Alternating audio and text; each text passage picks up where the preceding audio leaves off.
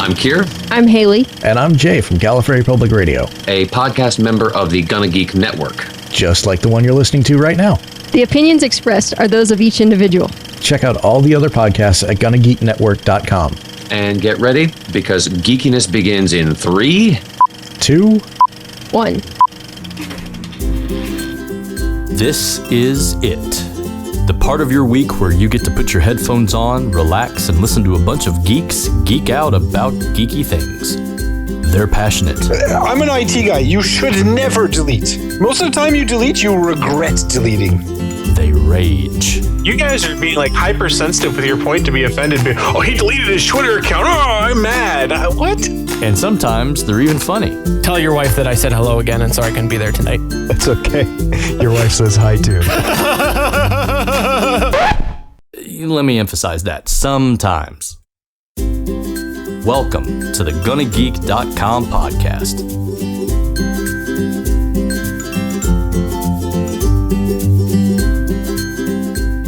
Hello and welcome to episode 113 of the GonnaGeek.com podcast. We are here once again live at GonnaGeek.com/live. If you are viewing us or listening to us later, we always encourage you to come by GonnaGeek.com/live every Tuesday at 5:45 p.m. Pacific. That's 8:45 p.m. Eastern. And maybe you'll see a little bit about the behind the scenes sort of thing and maybe get a little sneak preview of the content before it is produced. But I am here. I am Stephen Jondrew, and with me today is the full crew. We've got Stargate Pioneer. What's up, guys? Chris Farrell for real? I guess I'm here. I'm not sure. Is my internet working? The internet is working. Yes, your tubes are not blocked. And with Skype issues yesterday, it's a miracle. Yes, and we have Puppet Monkey Man, also known as JS, the real French Canadian sensation. Because he's the real. Are we going to do this tune of Slim Shady or something? I'm the real French Canadian sensation. Can't work. Yeah. So, how's everybody's week going so far? Fantastic. It's beautiful weather, which means I have to do yard work later on. Oh, no. It's going great. I feel like I just talked to you guys. How do you do yard work at like 10 o'clock at night? No, for the rest of the week, man. I'm confused. Funny story on that. Like 3 a.m, all of a sudden, our son not ours as in SP in mine, but me and my wife's son starts crying. And we notice that there is some form of noise going on in the neighbor's yard next door. We look outside, and at like 3 a.m, the neighbor is going through his shed. So apparently there is no wrong time to do yard work, JS. No. You know why he was going through the shed, right? Probably for the meetup he had a little bit later with the SUV out in the front lawn, right? He was figuring out where to bury the body. Oh, okay, that too. That could be. For the meet up? Yes, for the meetup. Where there's meat. I don't know. But let's go ahead and move on into the show. Shall we do that? Why don't we do it?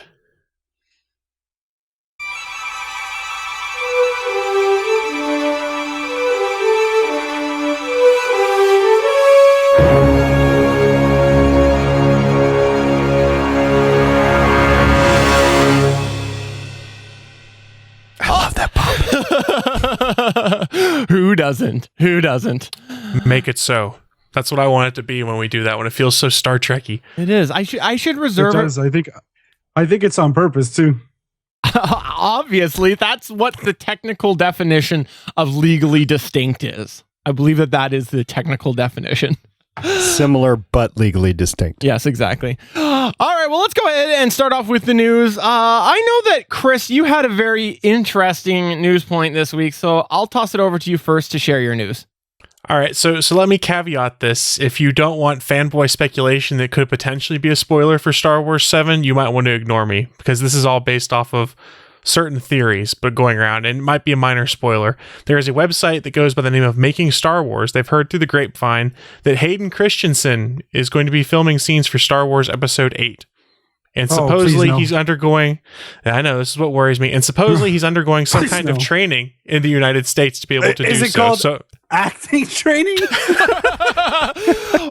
Okay, so I read a comment about this today, actually, before you picked this news article, Chris, and I thought the comment hit like 90% of it on the head, that he was given. Actually, I think that it said that he was inhibited by a bad script and a bad voice. Yeah, I blame other people, man. No, the bad voice. I think he had moments in there, but I think that maybe what he might do. He might go and he might pretend to be a Force ghost so that it can be edited in. Well, that might be what. Actually, what they said, the exact quote is, a team in the UK are soon heading to the US to begin training Hayden Christensen for Star Wars Episode 7 appearance of some sort. So if there's training of some kind. But can I ruin some other stuff? Because I think I know that what the rumor is, what's happening, right? They're trying to clone Vader. So there is a fan theory. This is basically a theory that IO9 floated out. I saw Monday, I want to say. Now, it has not been confirmed at all. It's all fan speculation that we all know Kylo Ren is obsessed with Darth Vader by the trailers and stuff like that. He's holding the destroyed Vader mask from the funeral pyre and all of that. So the theory going around now is that his obsession with Vader is going to lead to him trying to resurrect pieces of Darth Vader's legacy, be it Luke Skywalker's lightsaber that he lost on Bespin, Vader's armor, things like that, and eventually try and clone Anakin / Darth Vader and bring him back because of the Knights of Ren's obsession with the Dark Lord of the Sith. So this current rumor feeds into that fan theory that's floating around, which I don't think is going to end up being true. But now everyone's like, oh, is our fan theory right? Because Hayden Christensen's coming back. And in reality, what I think happened is someone read that theory and then this got leaked out there. Someone said something and then someone took it as the gospel truth. And that's what's happening. I think it's a great, fun fan theory. Hallelujah. Okay, so here's the thing. If we really break it down, number one, let's assume that this is true. There's some form of training required. So that means that it's probably not action related. It's probably acting training. But second... Actually, training makes me think it is action related. No, it's acting. That's totally what it is. No, that's what I was actually getting at. It's got to be something action related. But what do you think? Do you think it's this much training for a flashback? Like, because that's where I think that it's got to be more than just like a throwaway scene if there's training, but I also don't know that it's going to be like a big, long arc. Look, if they're going to do a flashback, they damn well better bring back Ewan McGregor to be Obi-Wan Kenobi at the same time. That's all I've got to say. Oh, that would be awesome. Yes, because remember, Ewan McGregor is the same one that said, hey, I'll come back and do Obi-Wan Kenobi movies. That sounds like fun. Yeah, he did. He was my favorite part of the prequel trilogies because Ewan McGregor, awesome actor, and he just nailed being Alec Guinness as Obi-Wan Kenobi. Okay, now SP, you replaced Wing on this podcast, so I expect you at this point to argue how awesome episode 1 is. Go ahead. Oh, God. Episode 1 is awesome. You got this great pod race. It was awesome. And I mean, I even like Jar Jar Binks. You're not giving me an argument that I don't like. I actually like episode 1. It was great. And I know what kind of training Hayden Christensen is doing, by the way. This is painful. This is pain. They all laughed. So I know what Hayden Christensen was training as. Okay, what? Is anybody curious? I mean, I actually know. He's training to operate BB-8. That is his role in the new movie. Oh, really? Oh, yeah. That's okay. I'm okay with that. Because, he likes tinkering with the droids and everything. It works.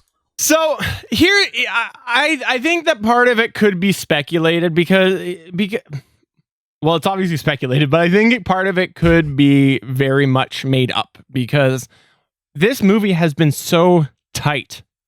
Everything with Star Wars actually has been so tight and locked down. The thing to consider is this is episode 8 they're talking about this happening, which is not exactly the same director who's known for keeping things quiet. But they've kept things quiet on that movie too.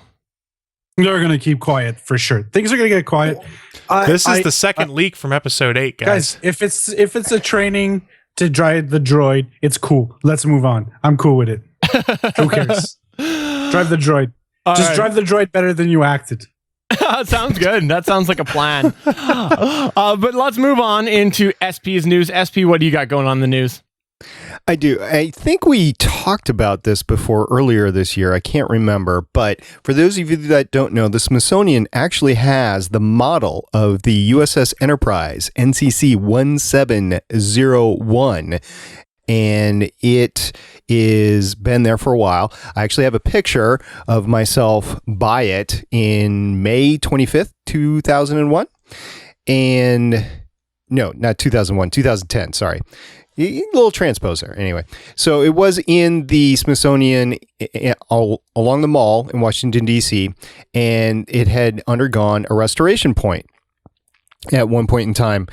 And unfortunately, the restoration probably did a little bit more harm than good. So what they did is they're undergoing another restoration to try to bring it up to standard. And so now, and this started back in the winter of 2014, 2015. And so now what they want is they're reaching out to the fan base and they're asking anybody that has pictures of the model in any state, they want to see it because they want to get it as screen accurate as humanly possible back to the original screenshots that they took of it. So I think it's all great. Well, I think it's a great way to call out to the fans because the fans are the ones that are going to be passionate enough to have a bajillion photos of it. Of every angle multiplied by 15 with every light shade and everything. I bet you people went in there with like colored lights. Here's the thing though, because I read about this like I think the day after we did the podcast. You got to remember the timing of what they're looking for. You didn't have all of these cameras. Mm-hmm. You had to A, pay for development. It was expensive. B, cameras were really expensive. So it's not as easy as it sounds because people might not have wanted to waste a photo on that when they might want to save on it the for Enterprise? family. Are you nuts? Because this was back in the 60s. Exactly. The 60s, JS. You got to remember, this was back when you used to have to go in and bring your film into some special developer. It wasn't even available at your regular drugstore. It was special I know how, developers. I get it, man. I get it. But the people who design, you're going to tell me that Paramount doesn't have production pictures of the really? Actually, they don't anymore. They lost a lot of that stuff, and then they sold a bunch of it off. Actually, when they got rid of, remember there was a big Star Wars auction in the mid 2000s. It was actually a special on Discovery Channel. They auctioned off, not Star Wars, Star Trek rather. They auctioned off all of the props and stuff like that were there. So a lot of the original stuff is gone and was lost before they even did that. And what they're looking for here, from looking at this, is pre-1976 images. And what they're keying on is in 1972, that was the first time this model was put out for fans to see at the Golden West College in Huntington Beach. It was a 10-day gathering where people supposedly took pictures and stuff. So if you have pictures from that time frame in the early 70s, where you were able to capture the original model of the Enterprise, you can mail those to the Smithsonian at Starship Enterprise at si.edu. No. Get in touch with us, and then we can share them and break them on here first before we go ahead and pass them on. Come on, think of the ratings, Chris. Fair enough. I'm thinking of getting the Enterprise restored. I think that's a better. It's a better props. Oh, shot down by my own crew. But no, seriously though, SP, this is a great article, and I do hope that we do get the geekery together to locate these photos. It would be awesome, and I would love to see this restored back. And didn't it say there's been like 6 restorations or transformations since the original? There's been a bunch, but the last one was a complete kerbuffle. And I remember they raised money. It wasn't a Kickstarter, but they raised the funds. I remember it was 2, 3, maybe 4 years ago at max. There's this whole thing that they wanted to restore it. I wasn't aware that they mucked it up. It's kind of disappointing. How bad was it? So there are pictures of the crappy. So in the chat, I've thrown in a separate Gizmodo article that came out in January, in which you will see some of the UV scanning that the Smithsonian did on the model, and they discovered that the thing is in a lot worse shape than it is. And they want to preserve this for a very long time. So they're seriously trying to get this as accurate as possible, but more importantly, so it can last as long as possible, so other people can go up to it and take pictures of it. Because the USS Enterprise NCC 1701 has tremendous sci-fi cred. It has touched the lives of just about everybody in North America and a lot of people in the world, and they just want to have it for a while. It's an icon, and this is the first one, so they want to make sure that they preserve it. Sparked everything. And according to the Gizmodo article, it was in the 90s, the early attempt where they did new detailing and paint, which in today's world of modern conservation is kind of a no-no. So they need to undo what they thought they were doing right in the 90s to conserve it. It's a really interesting article, that Gizmodo piece. I'd read it before when SP put the link in there. I was like, oh yeah, I remember this. Yep. It's going to be very interesting to see how they bring it back to its glory days. And you know they're going to do it right. It's the Smithsonian. Yeah. And I Kent J in the chat, by the way, he goes, let the guys who do paintings do it. If they can restore a 500-year-old painting, they can figure out the paint used on the NCC 1701. And I'm sure they probably are going to be doing that, right? But, the thing is they want to make sure that they're matching it back. So they got to get the reference material before they can even tackle the painting. Kent had another good point too, that some of the original model makers will sometimes have a lot of pictures from when they were doing the work. So hopefully with this call out there for assistance, if any of those model makers are paying attention or still have any of that, or in fact might even be still alive because it's been quite a few years, they can help provide some of that information. Yeah, or their families can, because it could be they go, oh yeah, Dad worked on Star Trek. I bet you there's something in the attic, and someone uncovers the gold mine of pictures of how to restore this. I really hope that happens, because as a longtime Star Trek fan, I would love to see the Enterprise brought back to what it was. I've seen it at the Smithsonian before. It's awesome, but just imagine how much better it can be when they get it fixed the right way. I'm pretty jealous. I've never seen it in person, so that's cool. You're jelly? I am jelly. You got the jelly? Must be jelly because jam don't shake like me. That's right. The jelly. This is the jelly. Did any of you guys get a chance here to go to the Star Trek experience in Vegas before it closed? Yes. Oh my God. I was in Vegas the week it closed, and the guys I was with from work did not want to go. I was so sad. Really? Yeah. Yeah, it was horrible. I was really pissed. A buddy of mine went for Buddy and I went for spring break one year when we were still in college. My only thing was, we got to go. We can have a ton of fun, debaucherous fun. I don't care. But we got to go to the Star Trek experience, because I'd never been. And it was some of the most fun we'd had there, because they had a whole exhibit section where they had replicas of the ships hanging from the ceilings and different costumes and a walkthrough. And then you could go sit in Quark's bar. It was a fantastic thing. And I have no idea why they shut it down. There was talk they're going to try and bring it back. It wasn't making any money anymore. It wasn't. Yeah, there was talk they were going to try and bring it back down off Fremont Street, but I think that faded away, and I think they've actually sold off all the assets of the Star Trek experience at this point. They have. So in my cubicle at work, I have a picture of the ceiling with the, I think, 3 major ships. They had a D, they had a Klingon, Bird of Prey, and then something else. I can't remember what it is off the top of my head, but I've got that at work. And then somewhere in this house happens to be a VHS tape of me on the bridge of the Enterprise in all the get up and the fake makeup and stuff. So that's awesome. I'll have to dig that out sometime. Yeah. Well, I really hope that they do end up getting those photos and get this restored back, because that'd be amazing. But moving on to the last news point of the night, don't worry, everybody. I'm going to go ahead and bring us down with a bit of politics. No. As if it's not bad enough. As if it's not bad enough, it's Canadian politics. As if it's not bad enough, I have to hear about Donald Trump running for president every day. And now I get Trump podcast politics. So contrary to what you, Stargate Pioneer, might believe, there is a country called Canada. And Canada also has an election going on, and we are in the process of going through an electoral campaign. And the longest in history. It is the longest in Canadian history, because we don't have the 5.5 year campaign pushes that you guys have. We don't do that up in Canada. It's usually okay, there's going to be an election in 4 weeks from now. So don't the two candidates get together and do one of those thumb war things and decide who wins? No, up in Canada, just to really bore you, we have multiple campaigns. But here's the thing.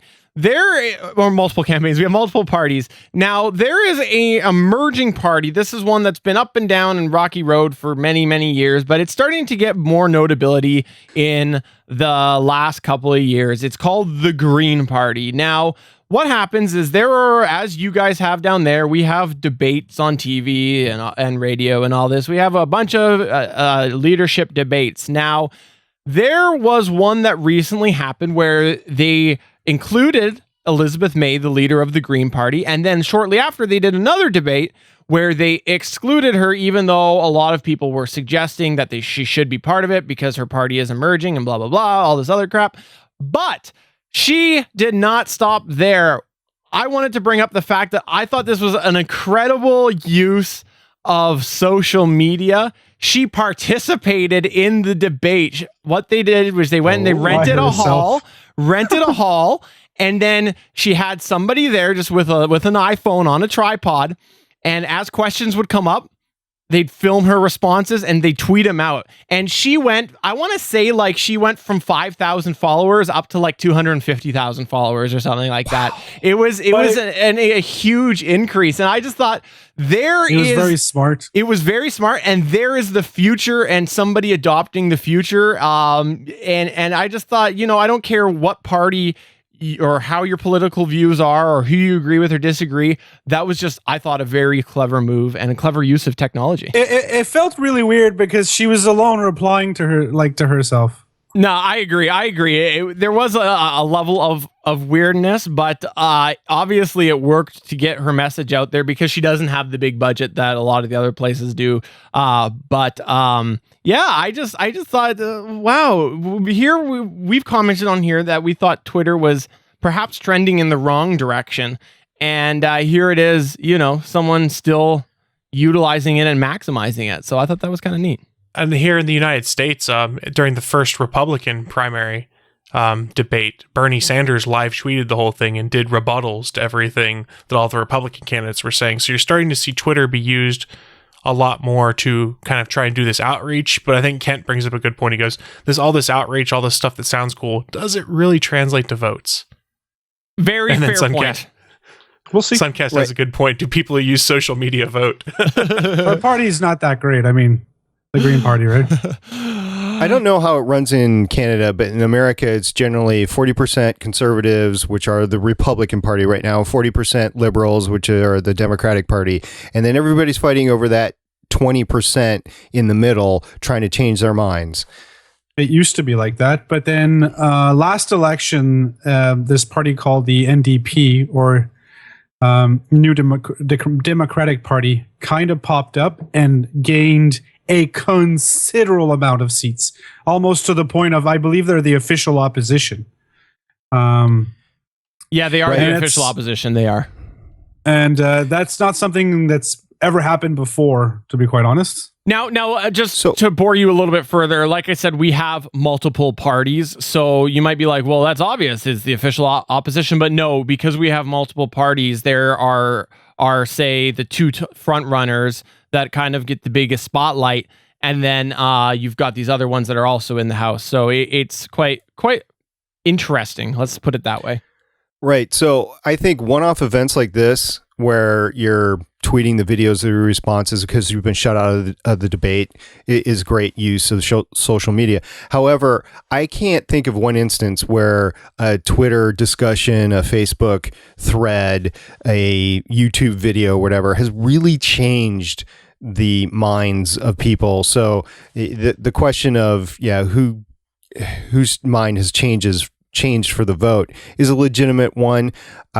I actually shy away from political discussions on social media because they never end well. So I mean, I'm like, what's the purpose? Are we just having this to argue? And no, thank you. I would like to have a civil discussion about some things every now and then, but for the most part, it's just not worth it. So I don't know if this will be the future. It was a very smart use of social media, but is it just a one-off, or is it was become more common? Like I said, it kind of backfired. People were commenting this morning on how weird it was. She looked weird because she was alone talking to herself, right? So she was responding to questions, but by herself. People felt it was weird. Yeah, Well, I could understand that. I mean, but what it comes down to here with social media is they're trying to find new ways to reach out to a younger demographic and to interact. And some people are starting to get it. And then sometimes you get the weird stuff. I'm not going on a political rant here or anything, but I think one of the weirdest ones I saw, and they made fun of it on a show called The Soup down here, is Hillary Clinton's people said, "Hey, explain how you feel about student debt in 3 emojis." Really? Really? Wow. No, it wasn't The Soup. It was on At Midnight. I apologize. It was on At Midnight. But really, I was like, that's how you want to interact with your people and to try and start a discourse is say, explain how your student debt makes you feel in 3 emojis. Yeah. It's the world we live in, though. It's the world we live in. Please tell me she used the poop emoticon. Please tell me. I'm sure many people use the poop emoticon. When there's people who post on Facebook and who complain to Japan that they didn't warn the U.S. about 9/11, you know the type of world we live in. Yeah, you guys never saw that Facebook post? It doesn't the girl surprise complaining. me. Yeah.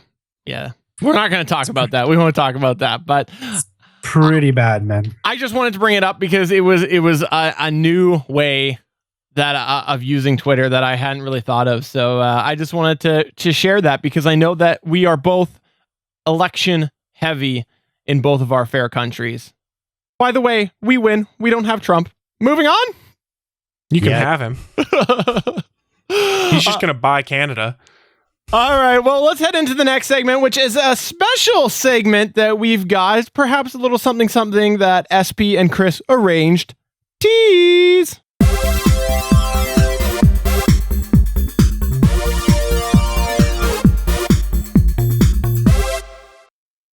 Alrighty, so next up we are here with a special segment that the one, the only, Chris Farrell and Stargate Pioneer, you see how I used that wrong?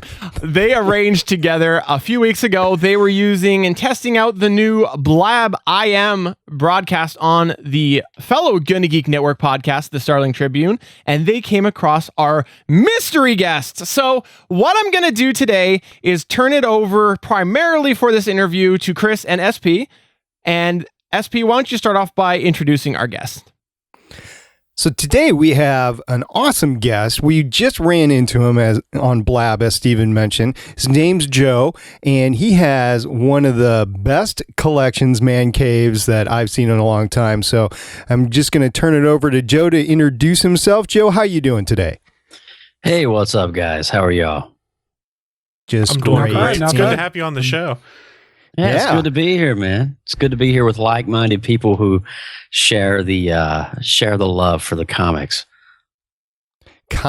and everything, pop culture, as we know it. Geekdom is pretty good. Geekdom, yes.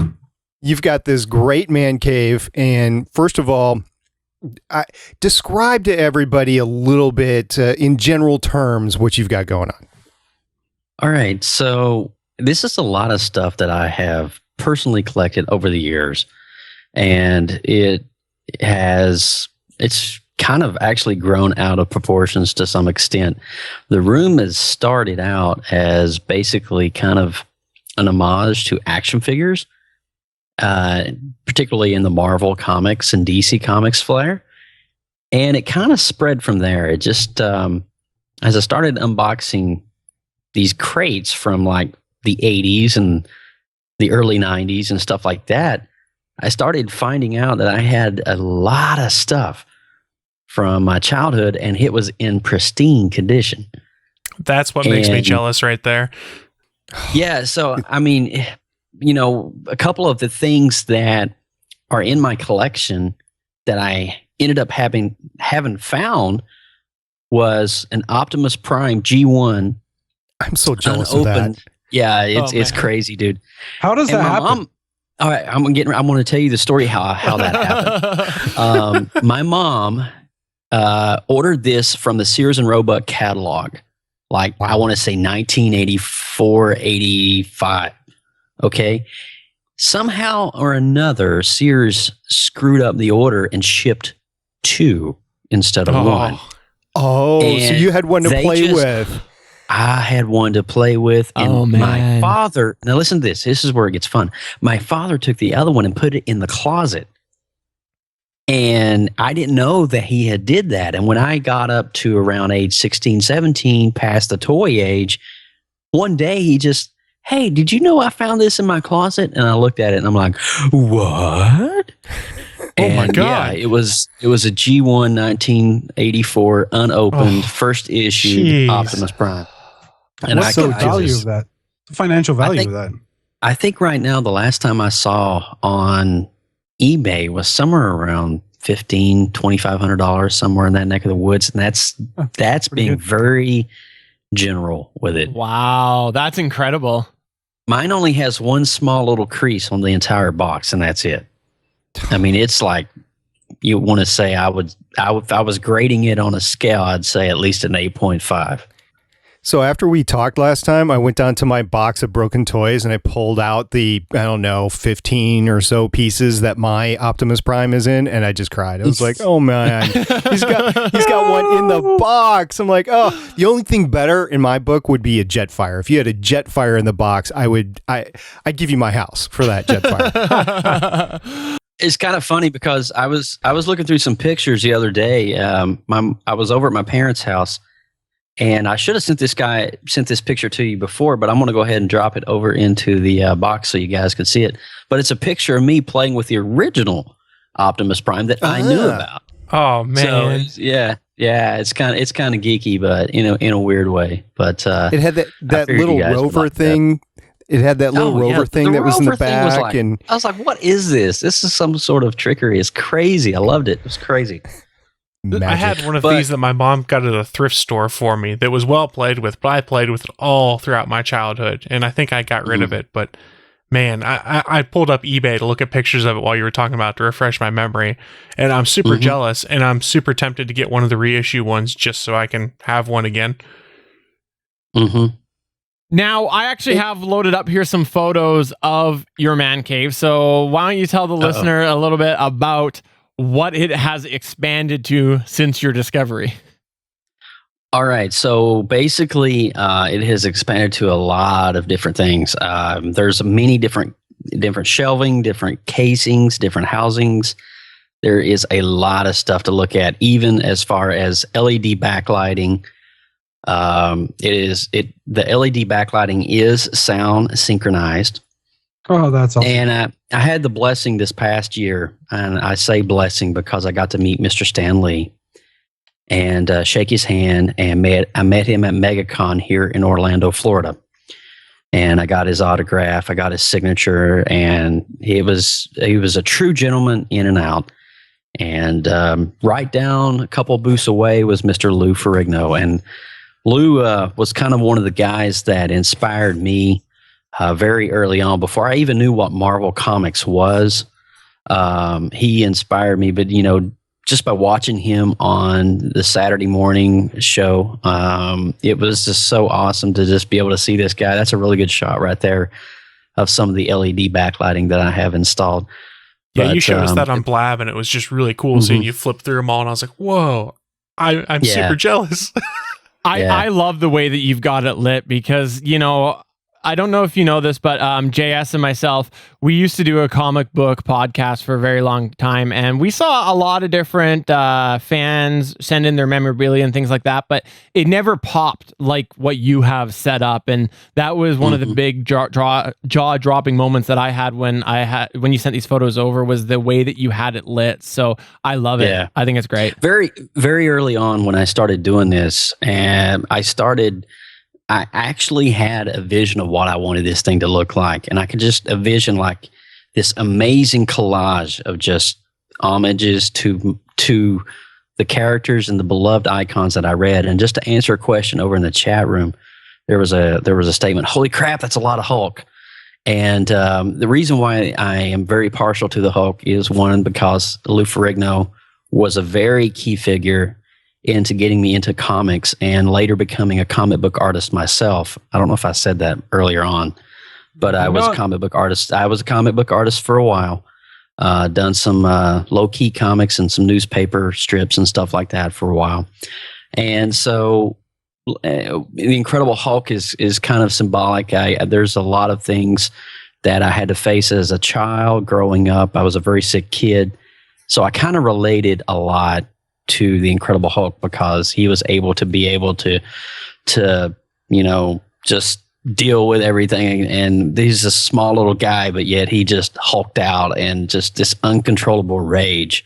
And the more ticked off he got, the bigger he got, So I just kind of, in my little child finite mind, I kind of really associated with the Incredible Hulk. That's why there's a lot of homages to the Hulk in my room. Now, I want to ask you something here myself. What do you think your most prized possession is? Oh, man. You got to pick your favorite of your children here now. It's tough to do. This is hard. It would be a toss-up. It would be a toss-up between either the Optimus Prime or the entire. Can I narrow it down to 3? Yeah, I think that's fair. You've got enough. Can I do the top 3? You've got enough. I think 3 is fair. All right. The number 1 would be the Optimus Prime. Number 2 would be the Incredible Hulk 271, first appearance of Rocket Raccoon, and then number 3 would be the entire. When I say the entire collection of Masters of the Universe from the 80s, including Castle playsets. Oh my God. I had so many of those when I was a kid. I even had Castle Grayskull and what was it, Spydor, the moving spider vehicle and stuff. I loved those. I have Spydor, and he works. Oh, I'm jealous. See, I was a military brat, so we couldn't take all of those toys, so I was constantly getting rid of things like that, which is part of why I think I love toys so much now, is because I like to collect some of the stuff like I used to have. Yeah. Yeah. And that's part of the whole room too. That is because when I started making the room, there was some toys that I played with as a kid. And I was like, oh man, I got this awesome room. How cool would it be to go back on eBay and find some of these old vintage toys that I played with in like 1985, 1989, and actually get them in the clamshell, unopened, hang them on the wall. And I did exactly that. So it's kind of cool. I've done the same with some of mine. One of my favorite toys when I was a kid was I had a die-cast metal USS Enterprise D where like the saucer separated off it and stuff like that. That came out in like 1988 or 89. I actually went back on eBay and bought one in the packaging just to put with the toy that I played with so much because that's awesome. It has so many fond memories. Oh, I loved it. I still love the one I have now. Wasn't it kind of a light-colored blue, like a light blue instead of a gray? There were actually 2 different versions. There was one that was gray and there was one that was blue, and like they screwed up the nacelle painting because they based this toy off of like the unlit up model. So like the nacelles aren't blue; they're like a brownish gray or something like that. It's still one of my favorite things because growing up as a kid, I was an Air Force brat, like I said. So I remember we were moving to Germany, and this Enterprise was in my carry-on bag, and they put it through the X-ray machine, like, what is this? And my mom was like, it's a spaceship. It's a toy. And they actually had to search my bag because the Enterprise had been confused as to what it was as a kid. Oh my God, that is so 1990. That's funny. That's great. I think my favorite toy was I had the G.I. Joe Spaceship. I don't know if you guys remember that. It was humongous. Oh, yes. It was taller than me, and it had the boosters, and it had, I guess, the vessel or whatever you want to call it, right? The ship. Mm-hmm. It was quite awesome, actually. If I remember, didn't that thing like take up an entire dining room? Oh yeah, it was humongous.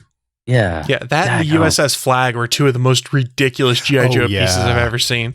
Yeah, the Flag was crazy. I saw that on Comic Book Man. Yeah. I have a question for you. Obviously, you've got a lot of comic book memorabilia. You've got a lot of history of comics. Do you ever check out any of the conventions? I do, actually. I usually frequent the ones that are here in Florida, and I wasn't able to make it to Dragon Con this year in Atlanta, but I am usually at the conventions. Absolutely. I geek out so hardcore when I go to those. I'm like, oh my God, this, I know I'm going to like drop mad money on it. And yeah, absolutely. I go to the one in Miami. I go to the one in Tampa, Orlando, Atlanta. Wow. I'm all over the place, and I try to frequent them as much as I can. And I kind of look and see what celebrities are coming. So I think we used to have awards at one of the Florida cons. Yeah, it was at MegaCon, the site that we used to do before. Yeah, it was MegaCon. Yeah. We had some awards. That's my hometown here, and but I'm actually looking to some of my friends here in Orlando are associated with MegaCon and a couple of the other cons, and I'm looking to actually be one of the artist booths and showcase some of my artwork for the first time. So I'm pretty excited about that. I got to get some prints made up, but I do comic book portraits and stuff like that. So that's awesome. That's cool. That's great. That's a talent that escapes me. I appreciate the art, but if I can draw a stick figure, that is about the extent of my artistic ability. Well, Joe, we really appreciate you coming on here. And what I want to do before you go is I want to give you an opportunity to tell all of the listeners where they can find all of your happenings. I'm sure if you've got some work going on, you've probably got a website set up. And maybe you want to give a bit of a plug to some things you did in the past, because, you know, a lot of people like to dig out history. Absolutely. Or collect history. Absolutely. That's true. Exactly. Yeah. I have, I'll give you three locations. If you go to josephburke.com, and that's JOSEPHBURKE.com, that's kind of the blog site that I have started most recently updating. And also, if, like I said earlier, when you guys were interviewing me, I was talking about growing up as a sick kid. If you want to learn more about that, you can go to my health website, which is istrive2thrive.com. So istrive2thrive.com. And you can check it out. You can read a little bit about my testimony. There is also a video there as well, a little 3-minute video. But yeah, and also facebook.com/BurkeWorksNet. That's the artwork that you hear me talking about. That's where you'll see it. So it's BURKEWORKSNET, BurkeWorksNet. And that's it. Well, that's awesome. And thank you very much for keeping in touch with us and coming on here. It's awesome to be able to share such a magnificent collection. And like I said, over the years, I've seen a lot of really good collections, and I really, really like how you have it displayed, the extent of it, and just the way it's illuminated. So that's great. And thank you for sharing that with all of us and the listeners. It's been an honor and a privilege. If you guys ever need me, let me know. And audio listener, if you are wanting to check out this work, please go to gonnageek.com, because I will make sure to link these pictures in the show notes. All right, well, let's go ahead and move on to the next segment. Should we do that? Let's do it. Thanks again, Joe.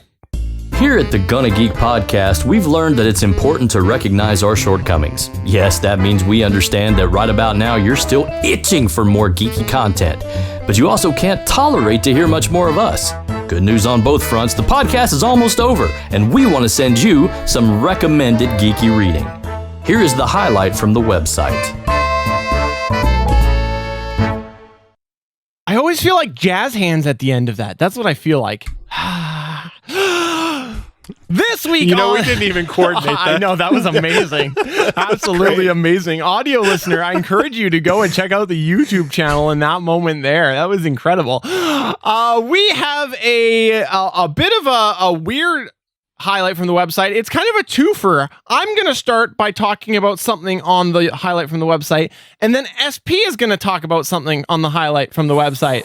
So this week on the highlight from the website, you might be asking yourself, I want to get into podcasting, or maybe I want to improve my audio quality on my podcast. How do I do that? Well, you're in luck. The one, the only Stargate Pioneer has written a bit of a recommendation article on his recommended microphones to use if you are looking to start out on podcasting, or maybe just switch over to a dynamic microphone. SP, why don't you give the listener a little bit about your article? Yeah, so if you're interested in starting to podcast, but you just don't know if it's for you yet, or you just don't know how it works and you want to get a little involved in it. Hey, my first podcast, I was a guest on a long-run podcast called Galactic Water Cooler, it turned into. And I internally am eternally grateful to Chuck, Sean, and Audra for letting me on that, because I actually used tips and tricks from that very first podcast that I guested on today.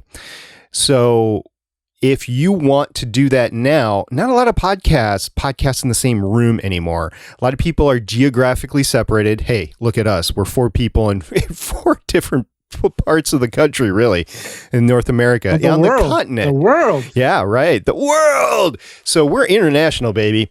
So how do you do that from your house? Well, I'll tell you one thing that you can do is you can grab yourself a very cheap microphone. It's a USB microphone, and it's also an XLR microphone, the Audio-Technica ATR 2100 or the Audio-Technica AT 2005. Plug it into your whatever device that you have that has a USB port, and you can use that microphone and sound just as good as we do on this podcast, pretty much. So you can go ahead and do that. And a lot of podcasts actually are looking for higher quality audio, so they are not looking for the chat headsets or the laptop microphone that you might have. So basically that's what it is. So if you're interested in starting to podcast and you're not quite sure if you want to do it full time, because there is a lot to it, and we can talk about that at a later time. But if you want to just dabble into it, guesting is great. Get a hold of one of those microphones, and people will love to have you on their podcast. We've actually had multiple guests on the network that have gotten their own microphones like that.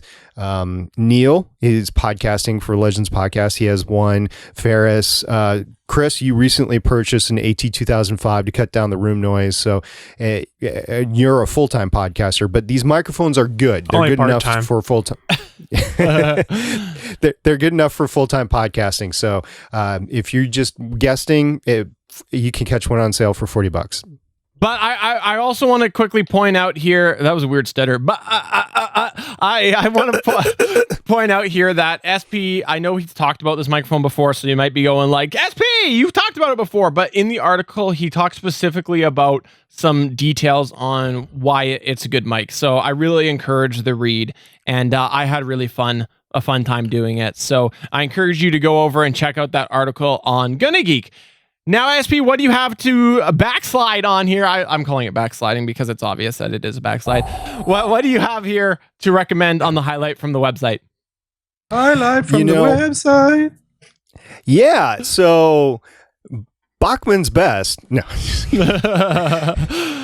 So Steven also recently wrote a great article about if you're already a podcaster and you're looking to upgrade your article, there is a new microphone on the market that is worthy of your consideration. So what do you have to say about that, Mr. Steven? Well, we talked about it a few episodes ago, so I won't harp on it too much, but it is about this mic here, the Audio-Technica BP40. I know I did a condensed review, but the full review is now online. And just before SP posted his article, I also did the unboxing video. So you can go on there and see both of those if you like to just see shiny gear or whatever and read about them.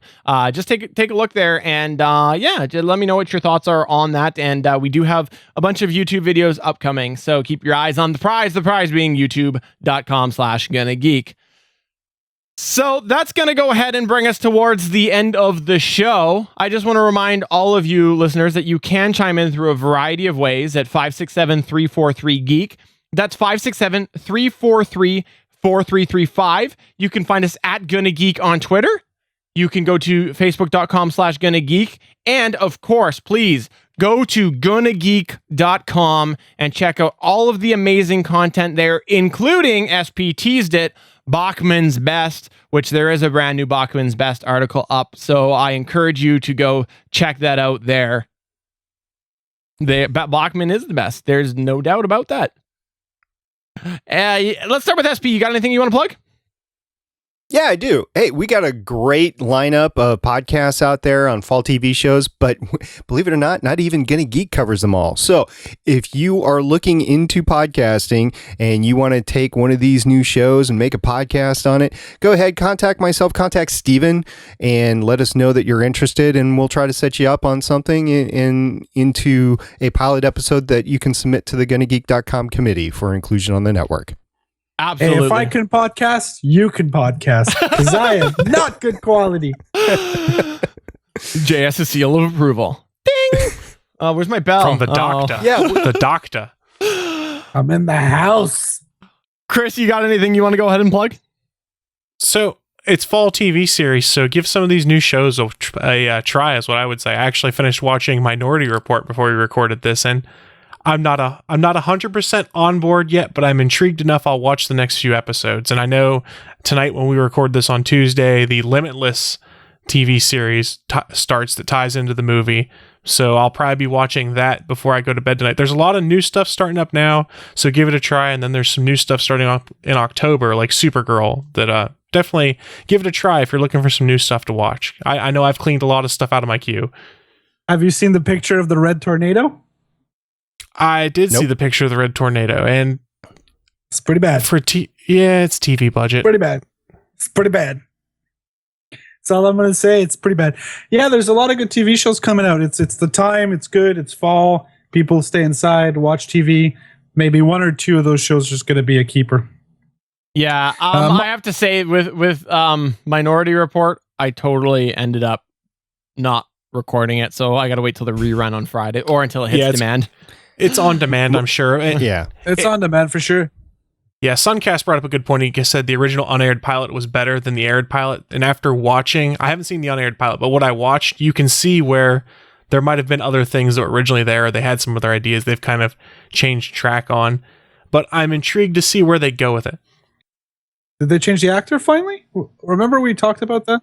It's only the pilot episode. I won't know until next week, and it doesn't look like it because the preview for next week showed all the same people. Okay, so I was wrong. I guess I had read something, or I they could have been. They could have done part of the pilot and then swapped out actors. I have no idea. But bear in mind, it's also a Fox show, so even if we like it, they'll cancel it soon, I'm sure. Oh, how dare you! Fox is phenomenal. Speaking of phenomenal, JS, you got anything you want to plug? Yeah, it's not nothing we do, but I know there's a lot of people who enjoy playing board games that listen to this podcast. I think there's a bunch of us, and I bought a game. It's a bit of an older game. When I say older, it came out maybe half a year ago or a year ago now. It's called Five Tribes. I've been playing tons of it. It's a Days of Wonder game. I highly advise or suggest it to people who like board games. If you like competitive board games, it's pretty good. It's going to be it's on the top, I believe, 25 of all time board games and on Board Game Geeks, and it's got to be on my personal top 20. That's awesome. Thanks for that recommendation. But I suppose that's going to go ahead and take us towards the end of the show. So, for episode 113 of the GonnaGeek.com podcast, thank you for coming on earlier today, Joe. I appreciate that. I have an inferior man cave compared to Joe. I'm Mr. Microphone. I don't even have a man cave anymore. It's been taken away. Bye! Bye. Adios, amigos. Gonna get banned from the US when Trump is.